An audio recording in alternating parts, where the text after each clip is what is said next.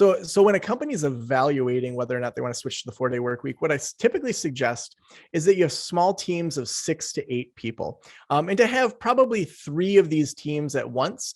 So in that 100-person company, you're looking for a department, and then within that department, you're looking for a team. And we want a team that's made up of people with very similar job roles. We don't want to have an accountant and sales and creative and a front desk person. We want to have people that are all sales, or they're all creative, or they're all IT, or at least as close as we can get within that company structure. Yep. So that team with their supervisor will typically meet and talk about, first, what are the KPIs, the key performance indicators that our team is already judged by?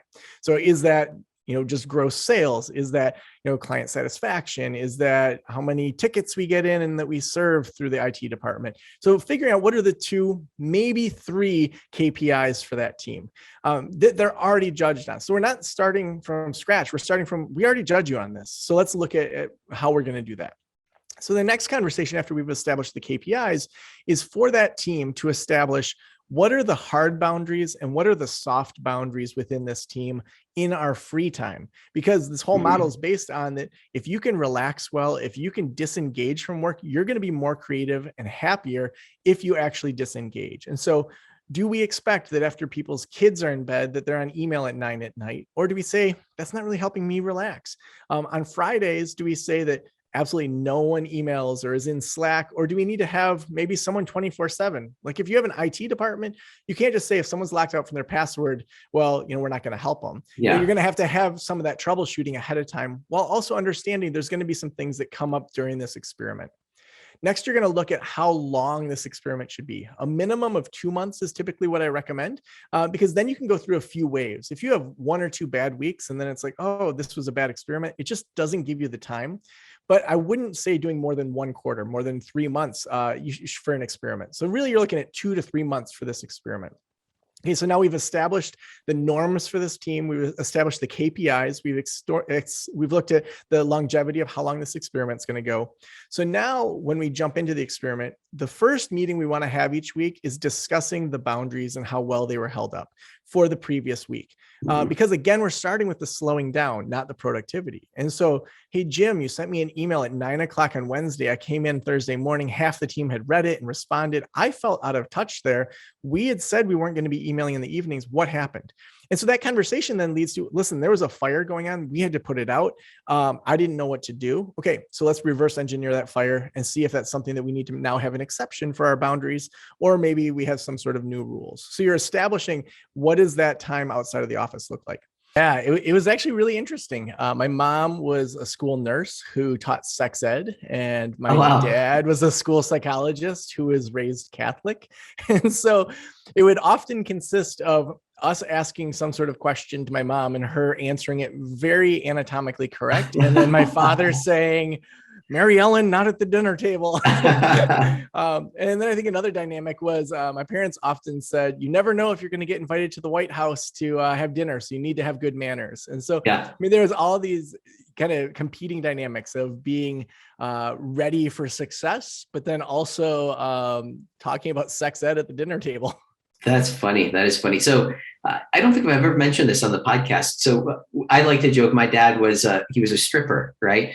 So that's what, when anybody asks, that's what I always say, but I don't think we've ever told this story on a podcast, but so he was a lithographer, which, is basically, they would cut out old film and they would, make like a magazine cover, right? So all of the different, layers of film would all have to get, layered on top of each other to be able to create that cover. So my dad was a stripper. Your dad or your mom was a sex ed teacher. Did you ever get any flack for, what your parents did, or any kind of like jabs or anything like that growing up?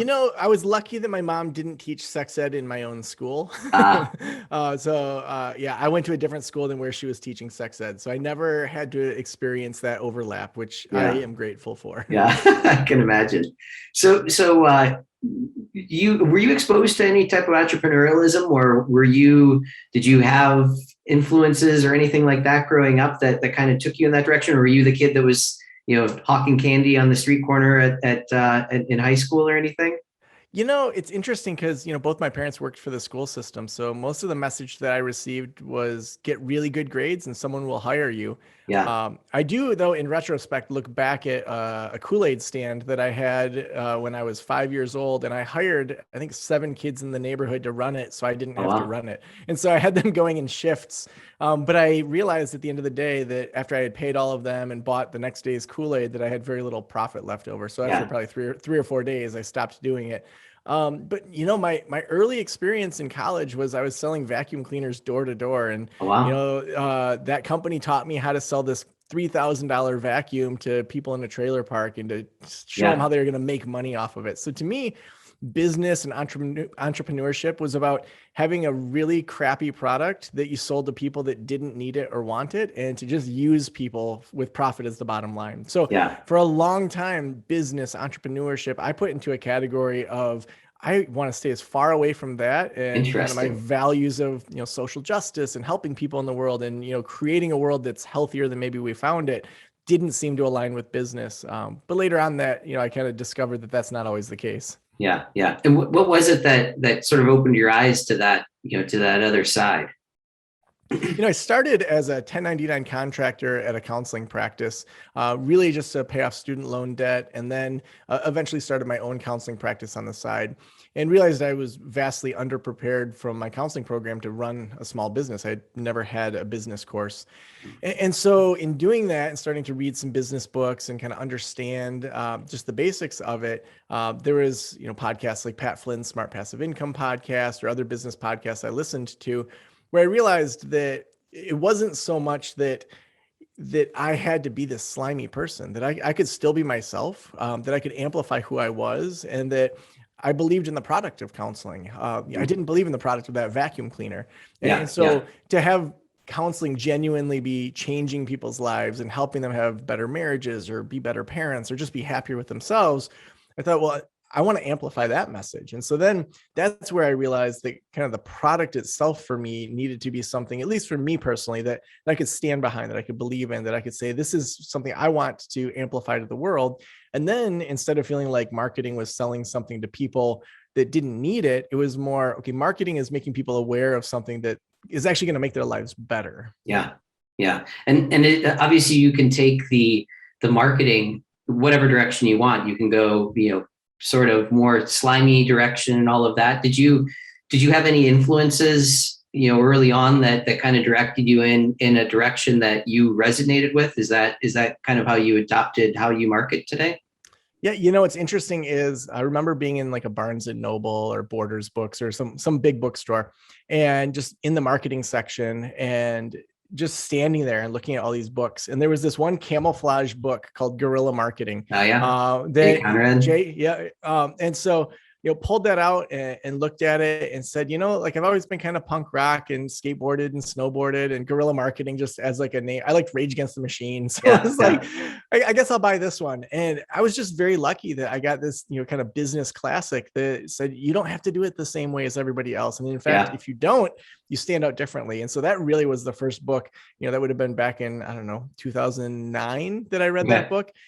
So that was the first book that showed me, okay, there are some strategies that aren't just your slimy strategies, that you can stand out in a way that is creative, is out of the box, makes you stand out, and doesn't have to just be that you're pouring money into something. And when you think of standing out, from the crowd, or some marketing things that you've done, relatively recently that you felt were effective, does anything come to mind, like, some standout methods or processes or tools or whatever it might be? Yeah. Well, even just in launching this book, Thursday is the New Friday, I was a sponsor at Podcast Movement back in August of 2021.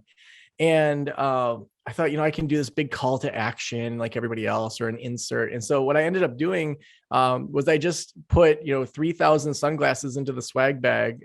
There were these cool wooden sunglasses, and all they said was Thursday is the New Friday, with no description, no call to Mhm. action, like absolutely no And people, context. yeah, people wouldn't even know there's a book then Yeah, yeah. either. Yeah. No, which, from a marketing standpoint, people would say, what a waste of money. I mean, that's going to cost you $6,000 to put all these sunglasses in, plus the cost of it. And then I bought a full page insert within the program that talked about the book, Thursday is the New Friday. But what was interesting is a lot of people didn't make those connections, which was Yeah. great, because then when I would meet somebody, they'd say Thursday's the new Friday. Where have I heard that? And they'd have like my sunglasses on the top of their head. Yeah.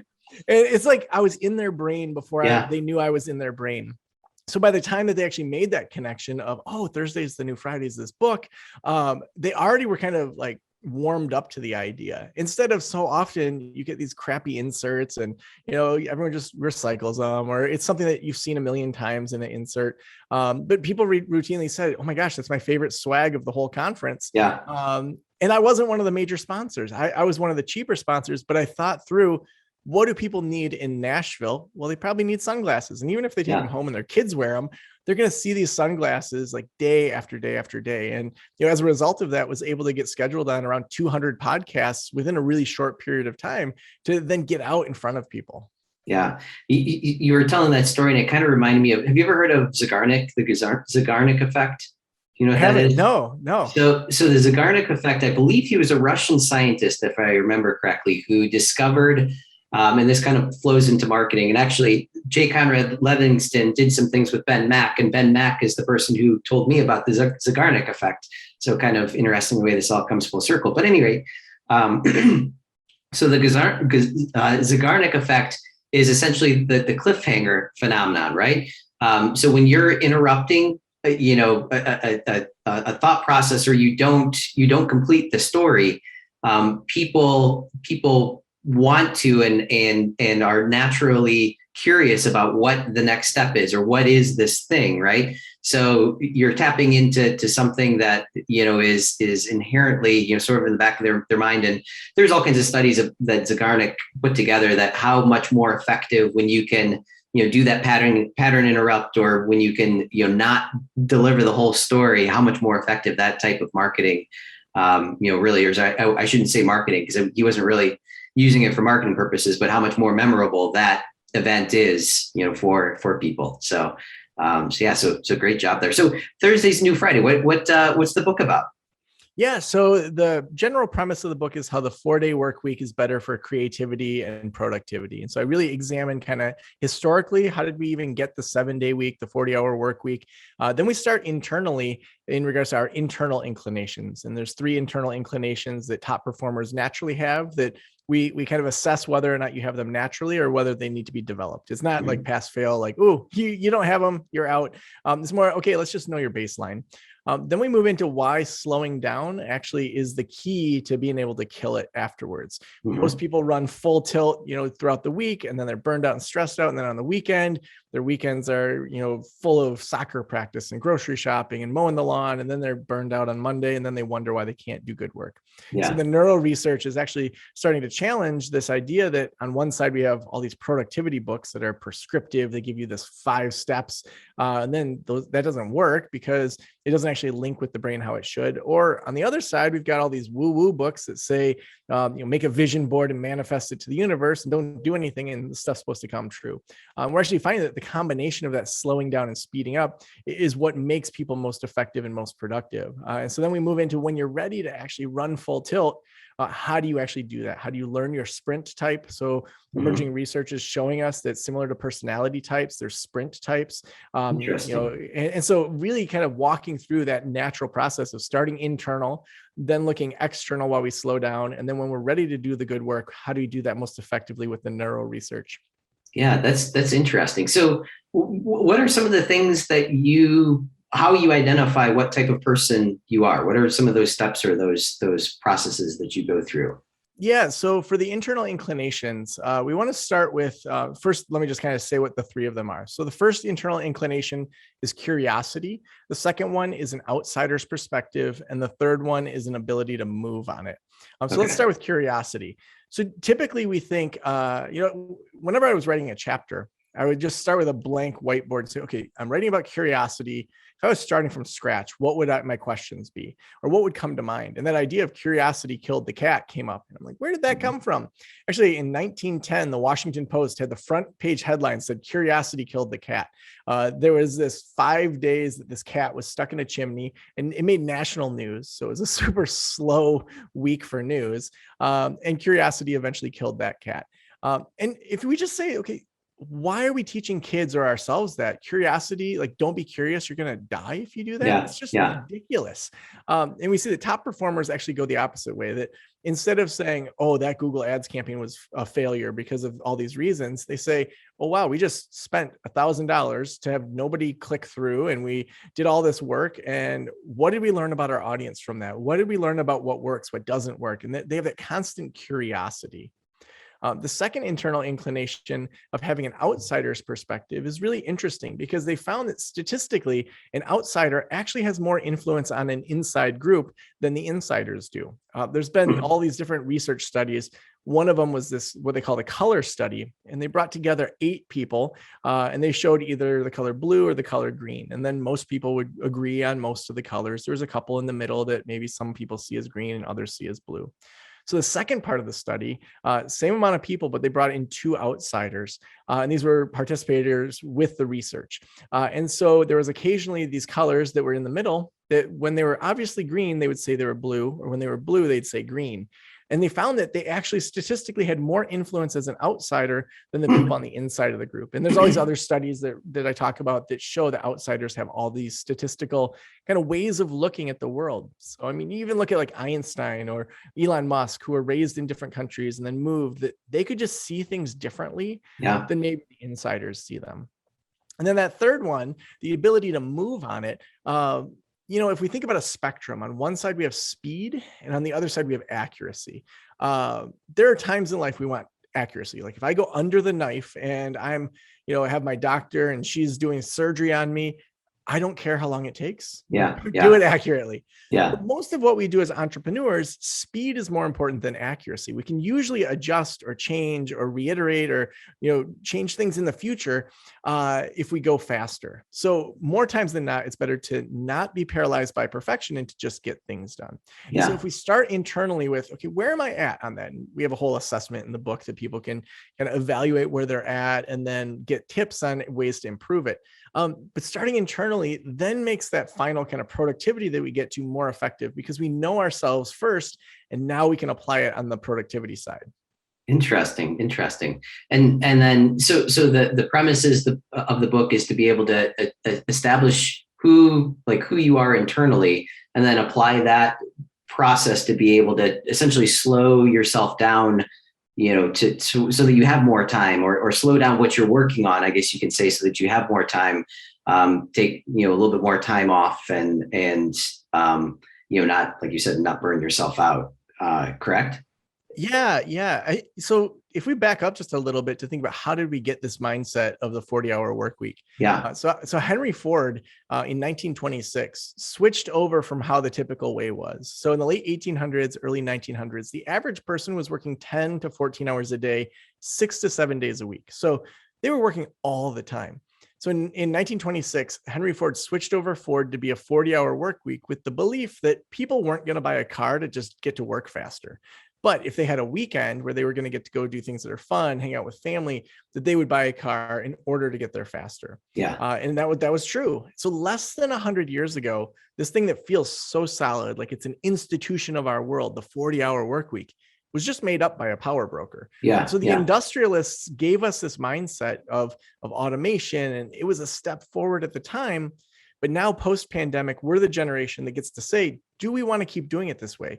Or have we outgrown the industrialists? Because I would argue that in almost every other way in life, we don't think like the industrialists. We don't look at people and say, you're just a part of the machine. You should just work nonstop. And all these other things that we've outgrown, the industrialists no longer have that say in our lives. And so I would actually say we're moving away from the industrialist era into more of a business evolution era. Mm-hmm.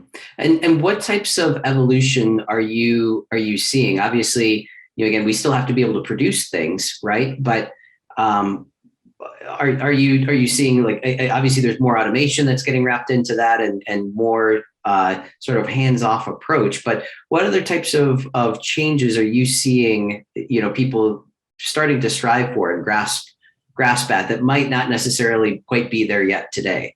I think what we're seeing as the 4-day work week really is taking off is people doing their highest and best work within their job roles, or as a small business owner, that if you're taking, 20% of your week out, that doesn't mean you're going to have 20% less productivity or 20% less profits.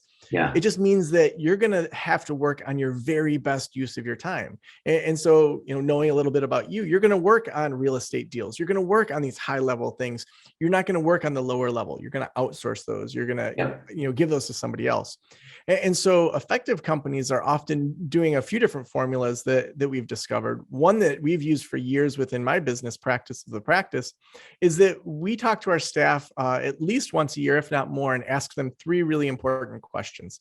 Because the old way, you had your job role, you stayed in that role, you had the bullet points, and then you had other duties as assigned. And if you wanted to make more money, you became a supervisor. That model we've outgrown. And so this is an alternative to that model. And so you ask your staff member first, what are the things you're doing right now that you absolutely love? The things that you want to keep on your plate, that it just fills you up, you're excited about. So they list those out. Second, what are the things that you're doing right now that you hate, that you just would love to take off of your plate? Yeah. And so then they can say, this is what I don't like about my job. And you're having that conversation instead of saying, suck it up, buttercup. We've got you hired for this. You got to keep doing it. And then the third question, I would actually argue this is the most important question. Where are you growing, or where would you like to grow? What additional trainings can you get? What opportunities? How can you evolve into a different type of staff member? And so, for example, I had a lady that came on first to do just really kind of simple graphic design. She was making those quote cards for our social media where you see different quotes from famous people and it's got your branding and your color scheme. So she was making those. And then she ended up doing a magazine for us. Then she took on all of our podcast show notes. And then as we talked, she said, I kind of hate doing the show notes. Like I have to listen to this podcast and basically transcribe. So we hired someone else to do that and took that off her plate. And then she said, I'd love to learn some video editing and to be able to keep that in-house instead of us outsourcing it all the time. Yeah. And so then she went through some video editing, and she continues to grow to where she's now our chief marketing officer, overseeing our social media team, our website team, our video team. And so she's evolved into the exact kind of position that she wants. Yeah. And so when staff members feel like they're not just in a position now, but a year or 2 or 3 from now, if I outgrow this position, I want to do something else, I know that I can do that and stay inside of this company.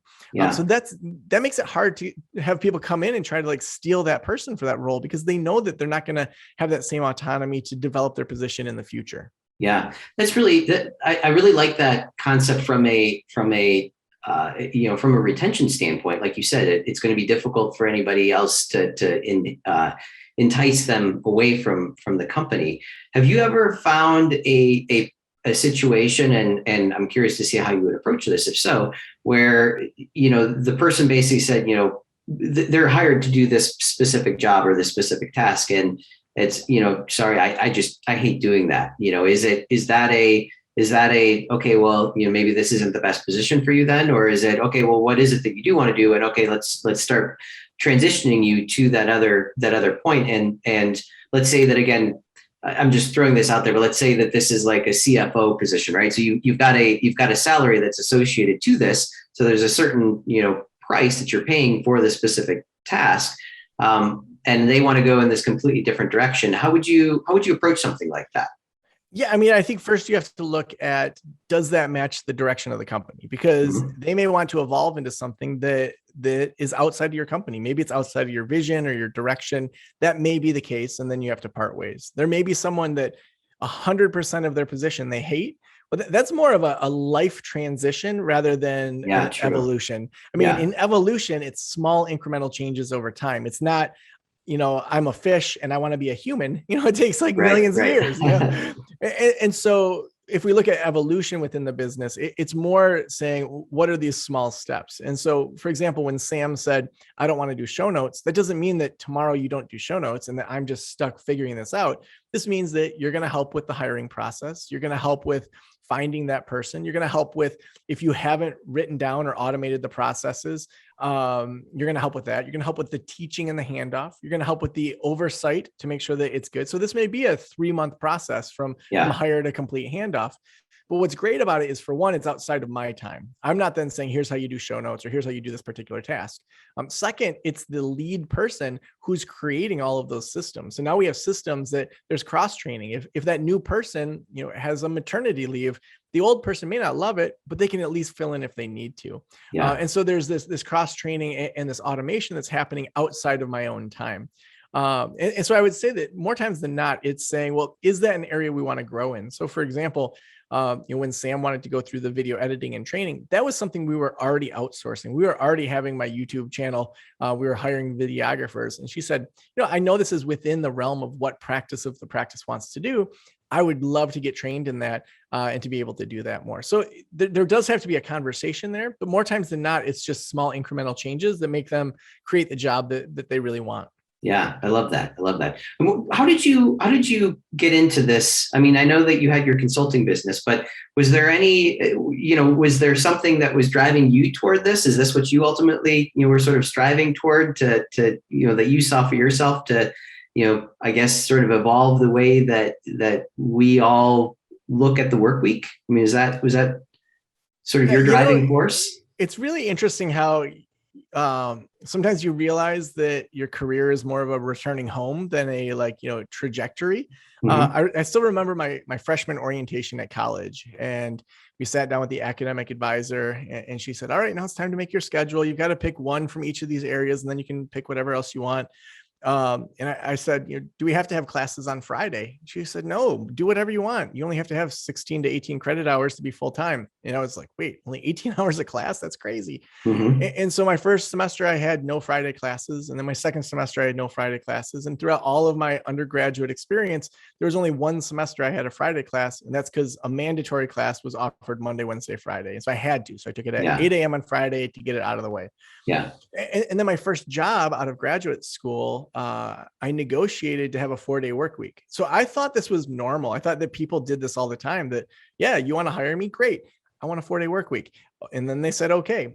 And then over time, I realized as I got into my career that was less and less normal for people to do that. And so when I left my full-time jobs in 2015 to go into consulting, that first summer, I said, I'm going to do an experiment. I'm going to go back to that 4-day work week. I'm going to take Fridays off, and we'll just see how that summer goes. Mm-hmm. And I still recommend that to my consulting clients, or whenever I'm on these interviews, to do some experiments first. Don't say, I'm doing the 4-day work week and it's always going to be that way. No, experiment with it, see what works. Every person kind of has their own way within their business, and you want to make sure that you respect that and use your own brain and don't just follow some prescription I give you. Yeah. So then every month was better than the month before. And in that fall, I said, okay, I'm going to stick with this 4-day work week, and then kept doing time experiments. And so as I did that personally and saw that I was freeing up more and more time while also leveling up because I was spending my time on the very best use of that time, Mm-hmm. then I started teaching the consulting clients, my membership community. And when it came time to write this book, it really was bringing together these things that I had taught for years, and then looking at the research and the history and kind of where we got the 7-day week and all these other things to kind of fill out the gaps. To then say, I've been living Thursdays the new Friday since, I got to college. Now it's just a matter of how do we apply that in a way that goes beyond just do what Joe Sanok says, and instead says, this isn't a prescription, it's a menu. And let me just show you some options you have here for you to be the smartest person in the room for yourself and to design your own schedule. Yeah, I love that. So are your customers or clients, are they more the individual, or is it more of a company who's coming to you to shepherd in this new style of working? Yeah, I would say in general, it's usually the business owner that is working directly with me. And usually it has to start with them first doing this on their own, for them to let go of their often iron grip of their business and to say, hey, what would it look like for me to have a 4-day work week? Because, honestly, most business owners are working way more than 5 days a week, and they're thinking about it constantly, and they're not present for their families. So working with them individually, but then there's larger corporations like Nissan Infinity Canada brought me in to do a keynote speech, and they bought a bulk book buy of a bunch of my books to give to the whole company. And so there are companies that are bringing me in, but usually it's still the top leadership that I'm working with. Because if you're just working with a mid-level manager that wants to do this, there are ways that you can do experiments to show the data, but it's a lot faster to just work with the C-suite and to say, okay, let's work with them, with HR, and say, how are we going to do some experiments here? And then over time, be able to actually implement this beyond just, in one small department. Yeah. And what does that rollout typically look like when you're bringing this onto a onto a company. Let's just say there's 100 people in the company. Yeah. And again, I don't know if that's small, large, but is it a phased rollout? Is it typically, this department is typically first to go, and then this department can go? Is there any type of a structure to that, or is it pretty well different depending on each company, each business? I mean, I think it depends on if the company has already decided we're doing the 4-day work week, now let's roll it out, or we're experimenting with the 4-day work week. So when people have switched, it's going to be a much different marketing campaign to the staff. You're going to have conversations over boundaries, over when do we text our staff members? How do we communicate? Are we emailing on Fridays? So let's talk about when people are evaluating the 4-day work week, because that's when it gets kind of messier, versus if they've already decided, then it's an easier rollout typically. Yeah. So when a company is evaluating whether or not they want to switch to the 4-day work week, what I typically suggest is that you have small teams of 6 to 8 people, and to have probably 3 of these teams at once. So in that 100-person company, you're looking for a department, and then within that department, you're looking for a team. And we want a team that's made up of people with very similar job roles. We don't want to have an accountant and sales and creative and a front desk person. We want to have people that are all sales, or they're all creative, or they're all IT, or at least as close as we can get within that company structure. Yep. So that team with their supervisor will typically meet and talk about, first, what are the KPIs, the key performance indicators that our team is already judged by? So is that just gross sales? Is that, client satisfaction? Is that how many tickets we get in and that we serve through the IT department? So figuring out what are the 2, maybe 3 KPIs for that team that they're already judged on. So we're not starting from scratch. We're starting from, we already judge you on this. So let's look at how we're going to do that. So the next conversation after we've established the KPIs is for that team to establish what are the hard boundaries and what are the soft boundaries within this team in our free time? Because this whole model is based on that if you can relax well, if you can disengage from work, you're going to be more creative and happier if you actually disengage. And so do we expect that after people's kids are in bed that they're on email at 9 at night? Or do we say, that's not really helping me relax? On Fridays, do we say that absolutely no one emails or is in Slack? Or do we need to have maybe someone 24/7? Like if you have an IT department, you can't just say if someone's locked out from their password, well, we're not going to help them. Yeah. You're going to have some of that troubleshooting ahead of time, while also understanding there's going to be some things that come up during this experiment. Next, you're going to look at how long this experiment should be. A minimum of 2 months is typically what I recommend, because then you can go through a few waves. If you have 1 or 2 bad weeks and then it's like, oh, this was a bad experiment, it just doesn't give you the time. But I wouldn't say doing more than 1 quarter, more than 3 months for an experiment. So really you're looking at 2 to 3 months for this experiment. Okay, so now we've established the norms for this team. We've established the KPIs. We've looked at the longevity of how long this experiment's going to go. So now when we jump into the experiment, the first meeting we want to have each week is discussing the boundaries and how well they were held up for the previous week. Because again, we're starting with the slowing down, not the productivity. And so, hey, Jim, you sent me an email at 9 o'clock on Wednesday. I came in Thursday morning. Half the team had read it and responded. I felt out of touch there. We had said we weren't going to be emailing in the evenings. What happened? And so that conversation then leads to, listen, there was a fire going on. We had to put it out. I didn't know what to do. Okay, so let's reverse engineer that fire and see if that's something that we need to now have an exception for our boundaries, or maybe we have some sort of new rules. So you're establishing, what does that time outside of the office look like? Next, we're going to look at our weekly KPIs and report that out to the supervisor. Are we up 2%? Are we down 5%? And then give 1, maybe 2 action items of how you're going to address that. So sales are down 5%. Why is that? What's going on? So that we know that we're not going to go 2 or 3 months and just be off target, and then the supervisor looks terrible.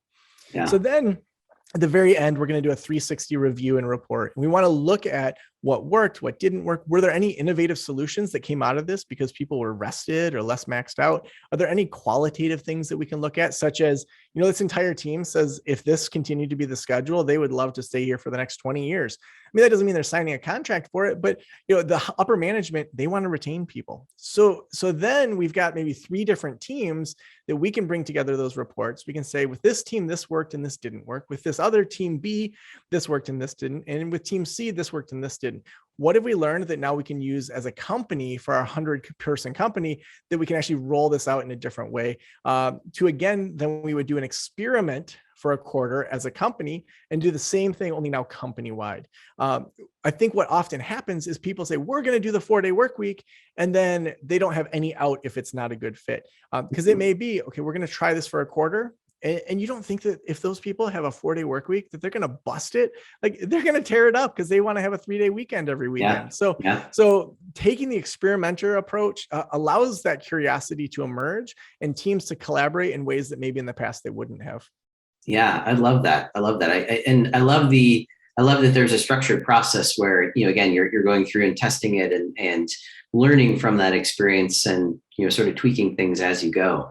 Yeah, Joe, this is really, really cool. If people want to learn more about you, obviously there's the book, that they can pick up. Any other resources to reach out and get in touch with you or learn more from you? Yeah, the best website is just joesanok.com. That's where I have all my writings and also my keynotes. A few important things we have there is we're asking people to submit their experiments there. This isn't going to be me being the new Henry Ford. This is us as the post-pandemic generation saying, let's learn from each other. So we have a whole section right on the main page called experiments. And so people can submit their experiments. They can say, this worked, this didn't work. Here's how we thought through it, so that we can learn from each other and learn from those experiments. Also, if people are hosting virtual book clubs that are open to the public, we'll post them there. We really want this to be a community of people saying, we no longer are the industrial generation. We want to be moving into this new evolutionary approach. So let's do this together. So that's all over at joesanok.com, and they can order the book wherever they get their books. So their local bookstore, Amazon. It's available October 5th. And there's also some bulk book buy things if people get 5 or 10. We have some mastermind groups over at thursdayisthenewfriday.com. Love it. I love it. Joe, this has been fantastic. Thank you so much for spending the time here on Pass the Secret Sauce. And I can't wait to hear some more transition stories and some more experiments that your readers and followers are uploading. So this is something I want to experiment with some of our companies too, and give this a go. So I love it. Awesome. Well, thank you so much, Matt. No problem.